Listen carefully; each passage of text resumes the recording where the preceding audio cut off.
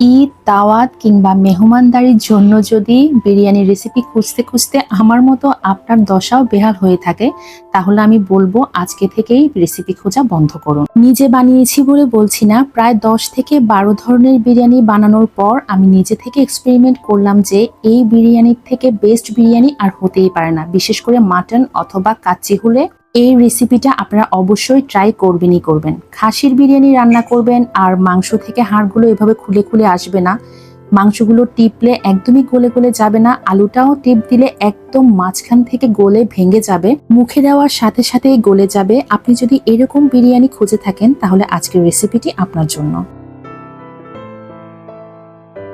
আসসালামু আলাইকুম, আমি শারমিন কুমিল্লা থেকে বলছি। আমার পেজের এবং চ্যানেলের আরো একটি নতুন ভিডিওতে আপনাদের সবাইকে ওয়েলকাম করছি।